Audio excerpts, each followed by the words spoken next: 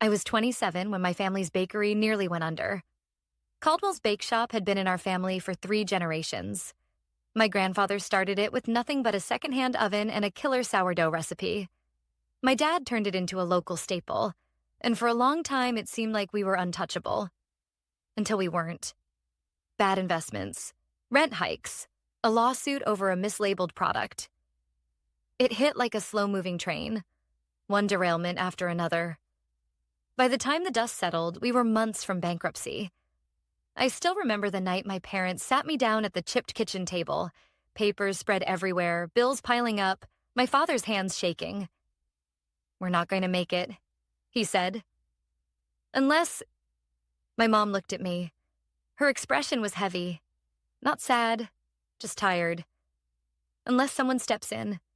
Someone with energy, someone who knows the modern market." They meant me. Of course they did.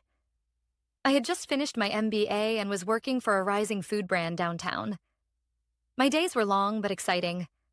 I was learning fast, climbing steadily. I had plans, ambitions. And yet, when I looked into my dad's eyes, I knew I'd say yes before the words left their mouths. "We're not asking for charity," he added quickly. "We'll make you a partner. When we recover, the business will be yours. You earned it." "And we'll make it official," Mom said. "We promise." That word, promise. It sounded warm back then. Safe. So I gave up my job. I moved back into my childhood room. I woke up at 4:30 a.m. every day and worked until after sundown. Baking, cleaning, rebranding, managing payroll, doing social media, negotiating with vendors. I became the heart of that shop, the spine, the bloodstream. And little by little, it worked. We stabilized, then grew.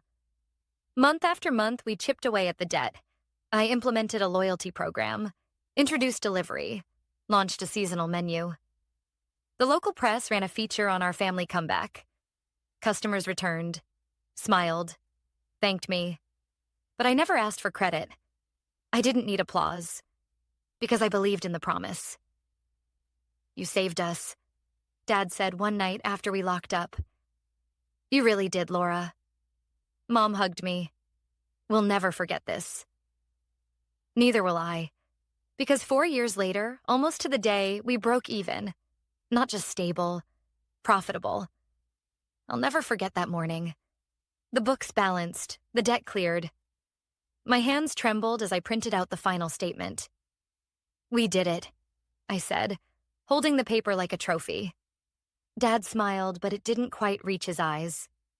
"Yeah, we did." I should have noticed then.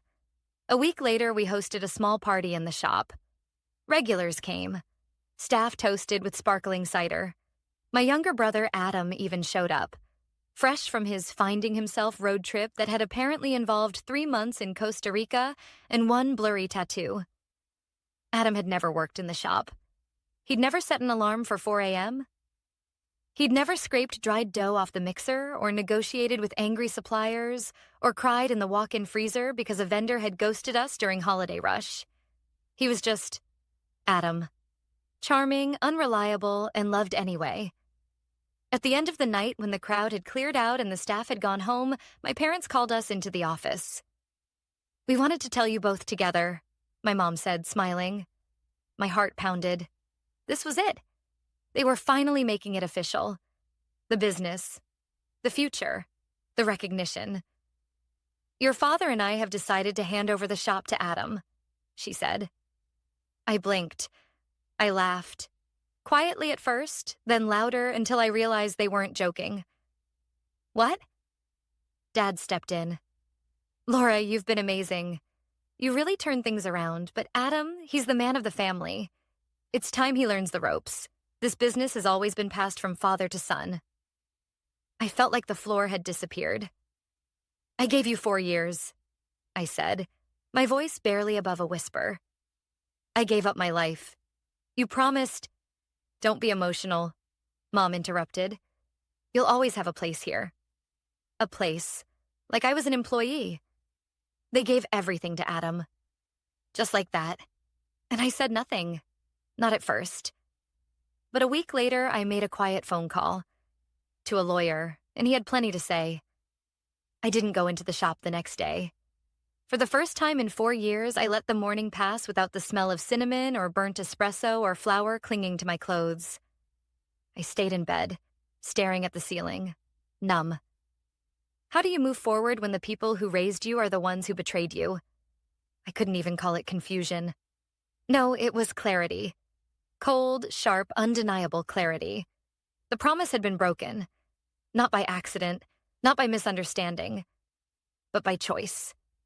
They chose him, the man of the family. I thought maybe it was a heat-of-the-moment decision. Maybe they'd backtrack. Call me. Apologize. Realize how cruel it was to hand over my blood, sweat, and tears to someone who barely showed up to family dinners. But the phone never rang. Instead, I got a group text from Mom. Let's stay positive, everyone. So proud of our family's next chapter. Adam's first day as official manager. There was a photo attached.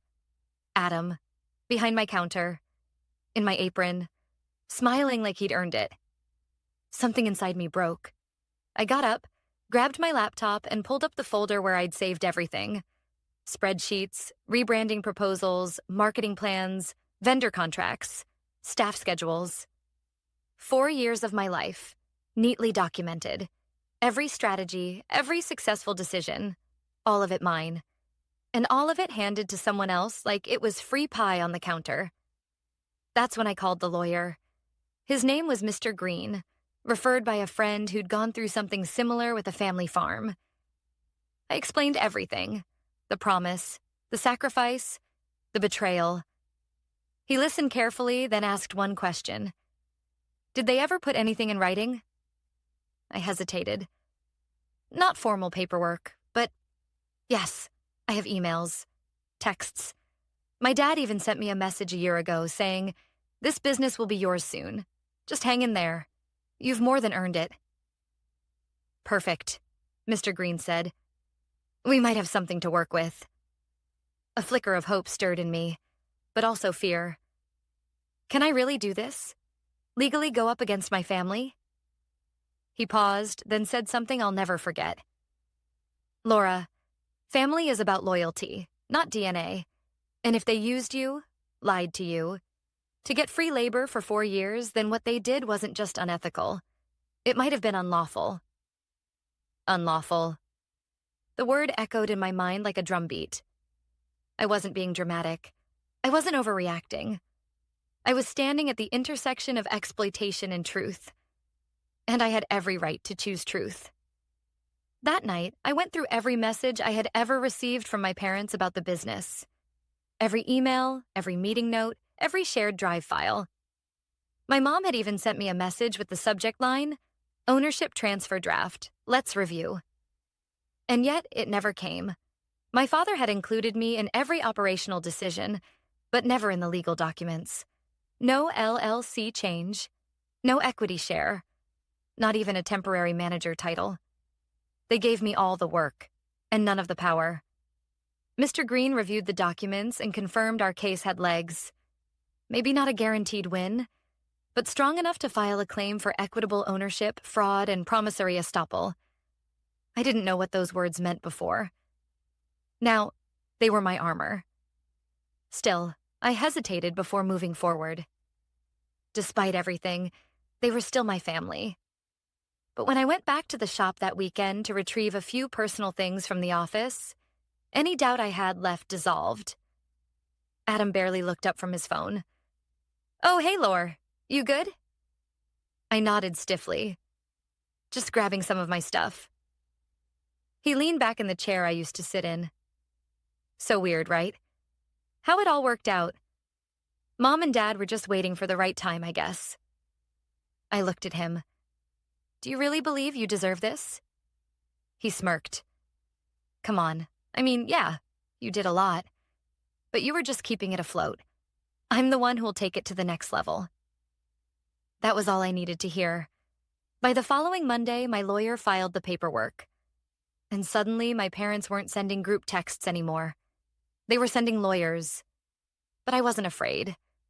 because now I had something even stronger than their broken promise. Proof. The lawsuit changed everything. It didn't just shake the foundation of the business. It shattered the illusion that we were still a family. By the end of that week, I had received a letter from my parents' attorney. It was polite, formal, and utterly cold. They denied any promise of ownership, dismissed my contributions as familial goodwill, and claimed that I had been compensated emotionally and personally by being allowed to live rent-free in the house while helping the business. I read the letter 3 times, barely blinking. Rent-free? I paid for groceries, paid utilities, bought equipment out of my own pocket when the ovens failed and the bakery couldn't afford repairs. I poured everything I had into that place, including weekends, holidays, birthdays. Now they were rewriting history. And the worst part? Adam hadn't said a word. No call. No message. Not even a lazy, emoji-filled, hope you're okay. Mr. Green, my lawyer, told me not to be surprised. This kind of betrayal, he said, doesn't happen suddenly. It's usually rooted in years of entitlement, resentment, or both. He was right. The signs had always been there. I just hadn't wanted to see them. The legal process moved forward. We filed our claim. Breach of promise, fraudulent inducement, and unjust enrichment. In simple terms, they promised me the business, used me to save it, and then stole it out from under me. My parents hired an aggressive firm downtown, the kind that sends letters meant to intimidate you before you even open the envelope. But I had something stronger than money or muscle. I had the truth. And I had receipts. I'd saved every email, every shared document. Voice messages from my father asking for marketing ideas. Texts from my mother saying, "We'll sign the papers soon." Even an audio recording, unintentional but clear, of a meeting where Dad said, "Once we're stable, Laura will take over officially." We presented everything. The court scheduled a preliminary hearing. I'll never forget walking into that building, wearing the navy blazer my mom once said made me look too serious. My heart pounded like a war drum, but I walked in tall. Across the room sat my parents. They didn't smile. Neither did I. When the judge asked their lawyer if any formal ownership agreements had ever been signed in Adam's name, there was a pause, then a weak reply. Not until recently. Recently? The judge asked. Yes, Your Honor. The transfer was completed after the business became solvent. The judge's eyebrows rose. And prior to that? Well, it was understood within the family. Mr. Green spoke next. With all due respect, Your Honor, this understanding was only honored when it benefited the defendants, and then discarded when it didn't. It wasn't a victory, not yet. But the tone shifted. My parents looked smaller somehow, less confident. Adam wasn't even there. Later that night, I got a text from my aunt, my father's younger sister. "Laura, I just heard what's going on. I had no idea. I'm so sorry. If you need anything, I'm here." It was the first crack in the wall of silence that had gone up around me. In the weeks that followed, more came. A former employee messaged me saying she'd always known I was the backbone of the shop.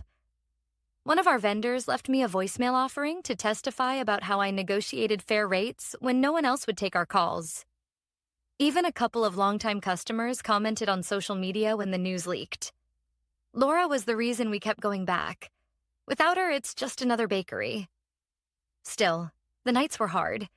There were moments I questioned myself, wondered if I was going too far, if I should just walk away, start over somewhere else, let them keep what they stole. But then I'd remember the look in Adam's eyes when I asked if he deserved it. I'd remember how quickly my parents erased me from the story I helped write. And I knew. This wasn't about revenge. It was about respect. I wasn't asking for more than I earned. I was asking for exactly what I was promised. And for the first time in my life, I was no longer asking nicely. If you had told me a year ago that I'd be sitting across from my parents in a courtroom, watching lawyers argue over who truly owned a bakery, I would have laughed. Now, the only thing I could do was breathe. The hearing room wasn't dramatic like in the movies. No shouting, no gavel slamming. Just cold fluorescent lighting, the hum of an overhead fan, and legal language sharp enough to slice through decades of family loyalty.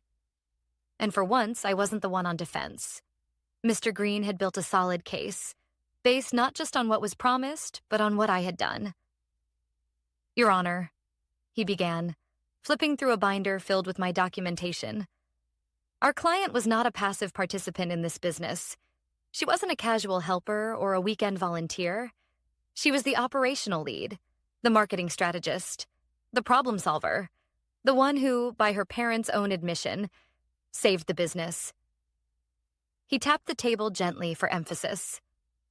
And she was promised ownership in exchange for her labor, a promise that guided every decision she made for 4 years. The judge nodded, skimming through a few of the emails Mr. Green had submitted into evidence. One stood out. A message from my dad, sent just a year before the betrayal. Laura, we're getting closer. Can't wait to finally put your name on the papers and make this official. You've earned it. That email wasn't just a smoking gun. It was a matchstick to everything they'd tried to deny. Their lawyer fumbled through a half-hearted defense, claiming there had been no binding agreement, that familial understandings are not the same as legal ones, and that Laura acted of her own volition, not under contractual obligation. But the judge was no fool. If she acted of her own volition, the judge asked pointedly, why did you tell her she would be given ownership? My mother shifted uncomfortably in her seat. My father stared at the floor. There was a pause. Then Dad said, we didn't think she'd take it this far. Not, we didn't promise her. Not, she misunderstood. Just, we didn't think she'd fight back. And there it was.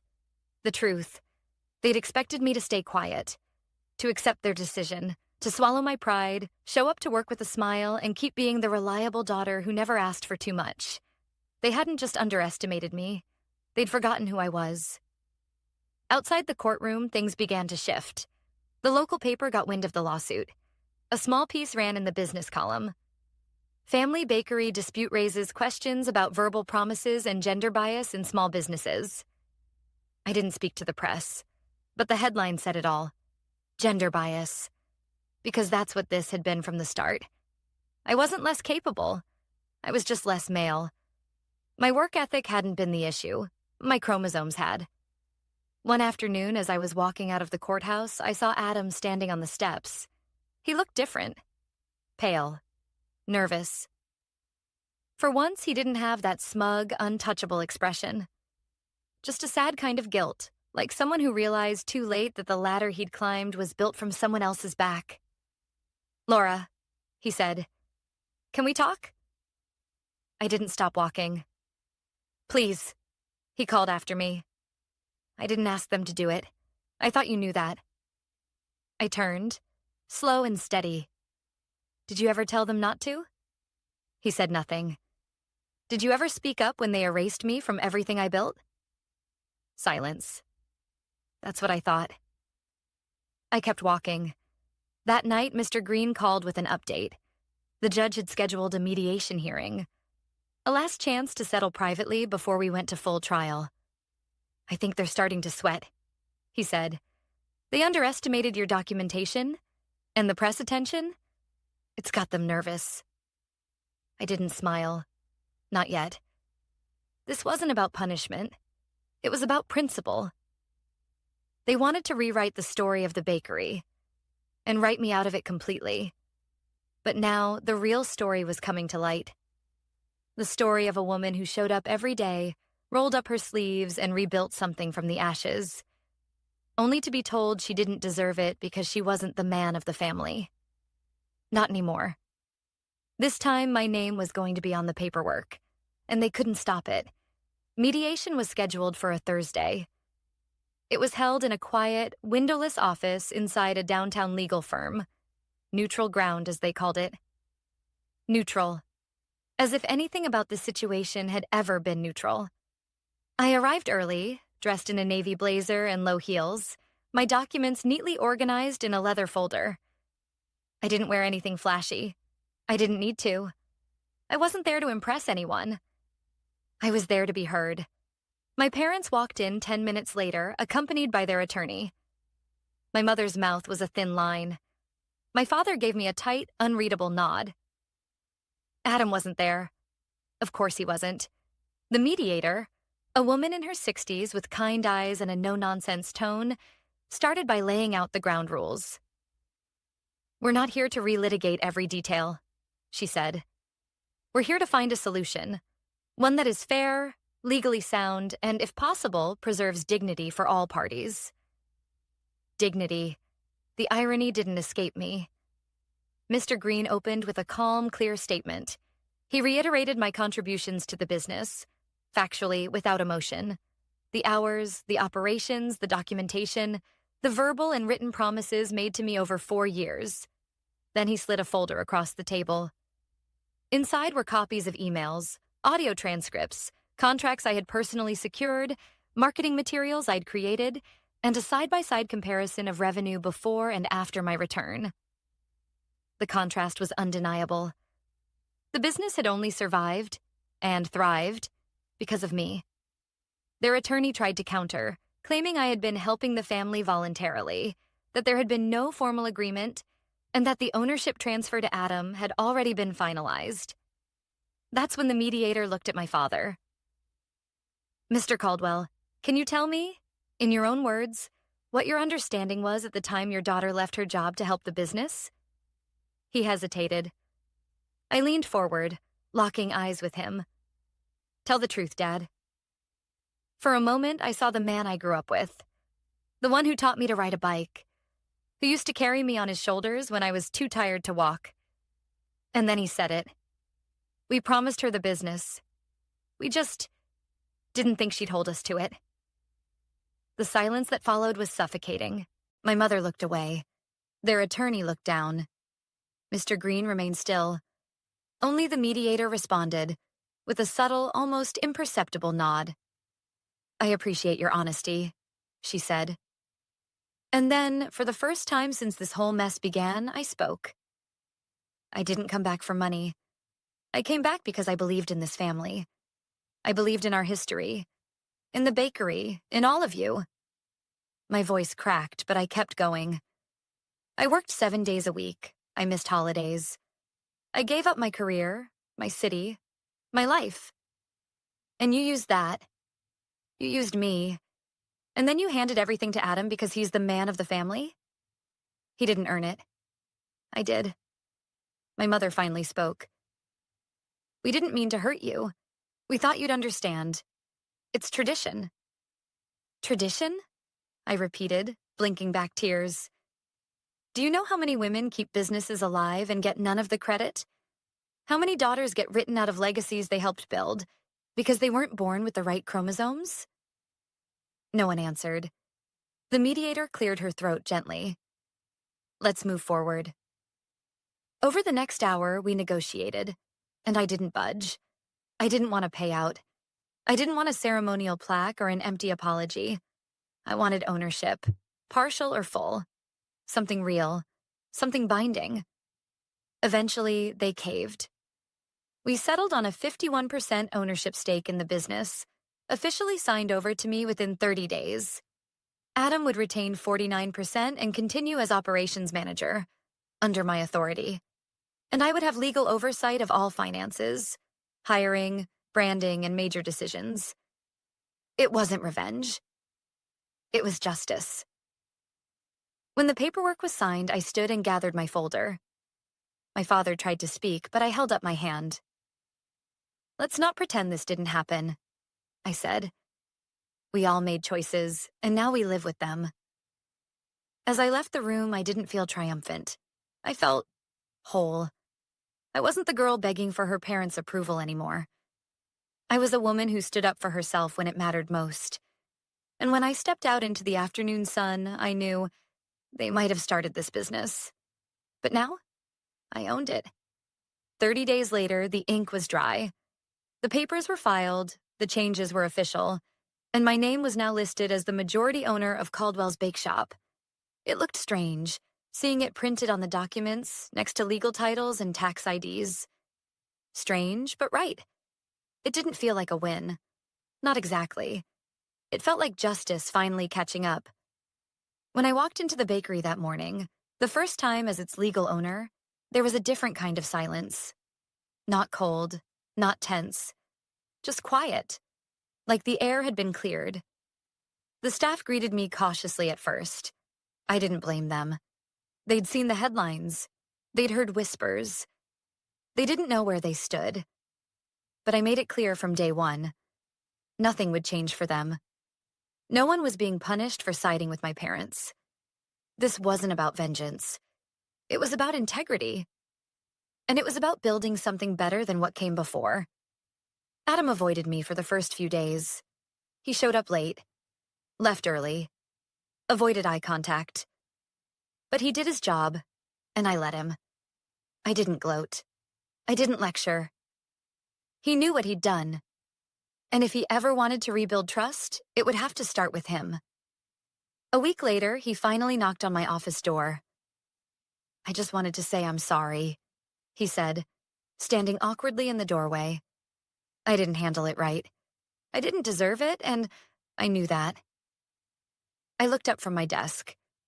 "I know," I said. He waited as if expecting more, but there wasn't anything else to say. Some wounds don't heal with words. They heal with actions. Or not at all. Still, I appreciated the honesty. It was more than I got from our parents. Speaking of them, they rarely came by anymore. Mom sent a stiff email once, thanking me for upholding the family legacy. Dad never reached out.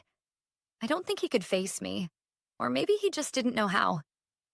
And that was okay, because by then, I'd stopped needing their recognition to validate what I already knew. I earned this. The bakery began to shift under my leadership. I updated the branding, redesigned the menu, and launched a weekend market stall downtown that doubled our traffic within a month. We started offering baking classes and collaborated with local businesses on seasonal products. The energy returned, not just to the store, but to me. For the first time in years, I wasn't carrying someone else's dream. I was shaping mine. But beyond the business, something else changed. Me. I stopped apologizing for wanting more. Stopped making myself smaller to keep others comfortable. Stopped mistaking silence for peace. One afternoon, while organizing old files in the back office, I came across a photo of my grandfather standing in front of the bakery in the 1950s. Hands on his hips, apron dusty, pride glowing in his eyes. I thought about everything that had happened. The betrayal, the heartbreak, the lawsuit, and I smiled. Not because I was happy about how things unfolded, but because I had honored the spirit of what he started. Not with tradition, but with truth. Because legacies aren't about bloodlines. They're about integrity, effort, and who actually shows up when everything is on the line. And when no one else stood for me, I stood for myself. Now, when customers come in, they see my name on the business card. They see a team that believes in what we do. They see a woman who didn't back down. Sometimes young women ask me how I found the courage to take my own family to court. I tell them the truth. I didn't feel brave. I just knew I deserved better. And if there's one thing this journey has taught me, it's this. Sometimes the most radical thing a woman can do is refuse to be erased.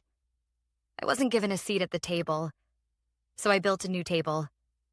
And this time, my name is carved into the wood.